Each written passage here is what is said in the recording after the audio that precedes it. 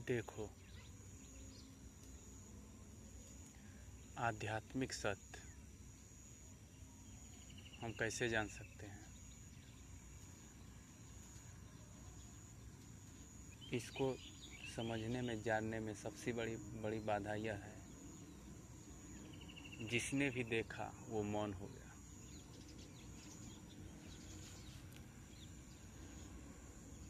उस सत्य को जिसने देखा मौन हो गया। यही हमारी सबसे बड़ी लिमिटेशन बन जाती है। ये जो हमारे पास यंत्र है, हमारा शरीर, और जो हमारे पास उपलब्ध साधन है, मन, बुद्धि, शरीर, ज्ञान,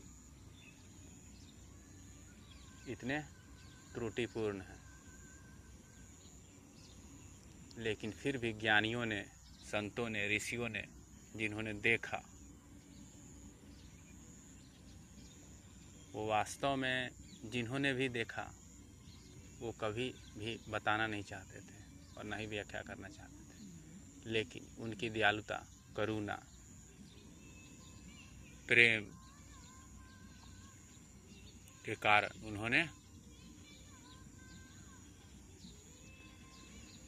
अधिकतम प्रयास किया, अपना भरपूर श्रम और साधन और समय दिया तुम्हारे लिए कि तुम देख सको, तुम्हारे जीवन में भी घटित हो सके वो प्रेम, वो सत्य जो कण कण में है,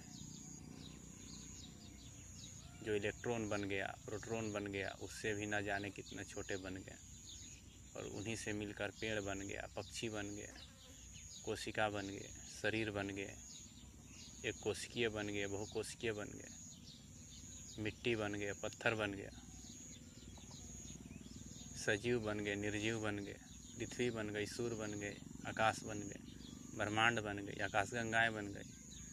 पता नहीं अभी तक विज्ञान कहाँ तक वास्तव में देख पाया है। सभी बन गया, स्वयं से ही स्वयं में बन गया वो सत्य जो कण कण में मौजूद है, वो आध्यात्मिक सत्य, जिनको संतों ने अपना भरपूर प्रयास और समय दिया कि हम निकट से निकट उस सत्य को महसूस कर सकें, देख सकें।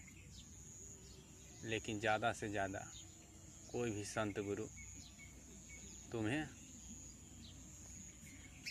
तुम्हारे पास जो बुद्धि है उसके स्तर तक उठा सकते हैं और बुद्धि की अधिकतम क्षमता का इस्तेमाल करना सिखा सकते हैं, और उसका तुम, उस परम सत्य का, उस आध्यात्मिक सत्य का, उस सत्य का तुम निकट से निकट खड़ा होकर देख सको। और जिन्होंने भी देखा वो देखने के लिए बचे ही नहीं। वो आध्यात्मिक सत्य, वो प्रेम, वो देखने की दृष्टि, न देखने वाला बचा न दिखने वाला, सब कुछ एक है, एक ही शक्ति, एक ही ऊर्जा, वो प्रेम। उन्होंने तुम्हारे लिए बहुत प्रयत्न किया, लेकिन हजारों हजार, लाखों लाखों में से, प्रयत्न करने वाले में से, और प्रयत्न करने वाले हजारों में से कोई ही एक पहुंचता है। श्री कृष्ण ने भी अर्जुन को यही बताया है, हे पार्थ, हजारों हजारों में से, प्रयत्न में से, हजारों हजारों में से कोई ही मुझे यथार्थ में देख पाता है, जान पाता है। शायद इसी तरह से तो तुम उस सत्य को,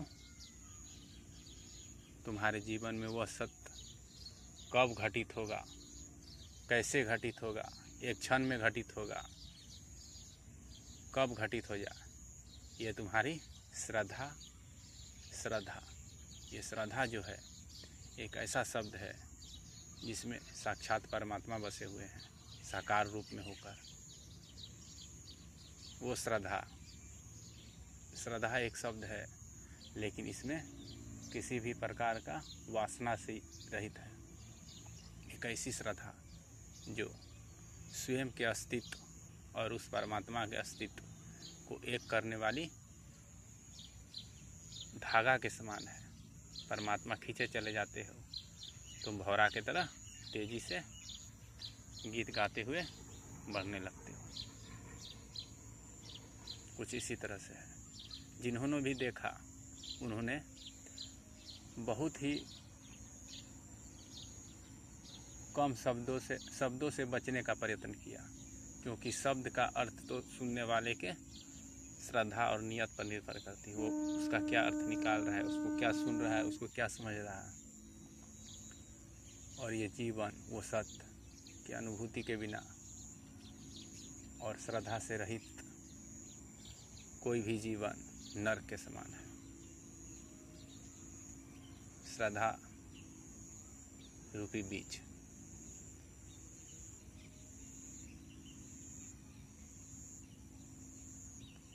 वो बीज एक दिन श्रीमद् भागवत गीता का पेड़ बन सकता है, उतना विशाल। पता नहीं उस गीता में, श्रीमद् भागवत गीता में उस पेड़ का क्या अर्थ है, मैंने ध्यान से नहीं पढ़ा, शायद पढ़ा भी हो तो